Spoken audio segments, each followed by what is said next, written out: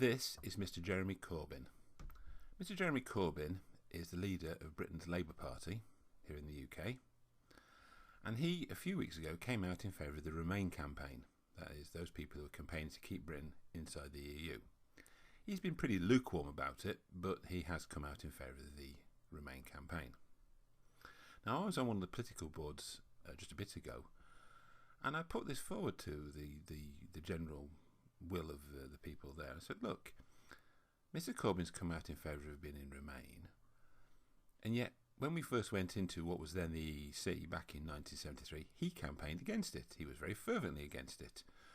In fact, this rich man's club, which was the typical very hard left reaction to the EEC back in those days. Mr. Corbyn is very much on the left wing of the Labour Party. Now, okay, he's allowed to change his mind. There's nothing particularly wrong with that. But why has he changed his mind? I mean, in what way is the EU of today different from the EEC of the past? Other than the fact that it's larger, and it's more powerful, economically and certainly politically. What way is it different? What objections did he have in 1973, which now in 2016 are no longer valid? And I got a reply from a lady who's a very staunch Labour supporter. And she said, Jeremy, I love how she's on first name terms with him, Jeremy has been persuaded that remaining in the EU will be the best way to guarantee workers' rights. I didn't reply to this because it wasn't really the answer I expected, to tell you the truth. But thinking back on it now, actually, the answer to my question is yes. He's back in the EU exactly for that reason, because it is larger and more powerful.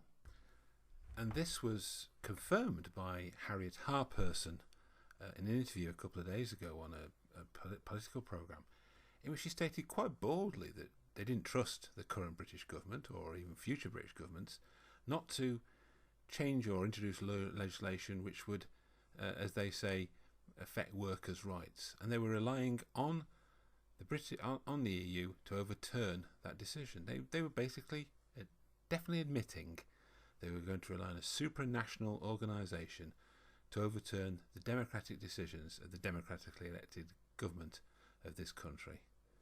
And that's just astounding. I mean, it's a bit like the Americans do with the Supreme Court, a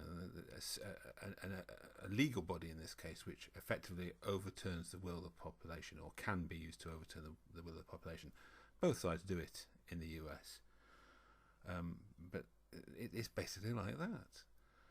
It's ridiculous. It's fascist, to put it well. It's anti-democratic. It's not undemocratic. It's anti-democratic. If nothing else, what happens if the boot's on the other foot? Supposing in the current British government, or a future British government, perhaps one headed by one J. Corbyn, decides to introduce legislation, and the EU says, oh, no, you can't do that. That's against our regulations on work and pensions and things. Page 193, subsection Alpha 47B, subsection 3, or whatever it might happen to be. He's not going to be so happy about it then, is he, if it's working in his favour? Those who appeal to anti-democratic or legal kind of organisations die by it. I mean, it's live by the sword, die by the sword. You are setting a precedent whereby the will of the people can be overturned, and that's a very dangerous thing to do.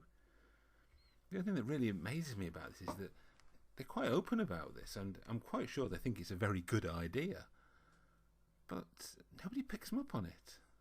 I can't understand when nobody doesn't comment on this or doesn't pick up this feature, this basically blatant desire to overturn the wishes of Parliament. I mean, I know they don't disagree, they might not agree with everything they did, might not vote for them, but they are the people who were voted for, and if you don't like them, you can vote them out. That's the correct answer. If you don't like what Parliament or the government in Parliament does, vote them out. You don't need to appeal to some supranational organisation to just obviate what they're trying to do. I mean, it's a recipe for civil unrest. If you don't like it, vote them out. Of course, you can't do that in the EU. You can't vote them out. They're in. unless of course we get this referendum result and Brexit.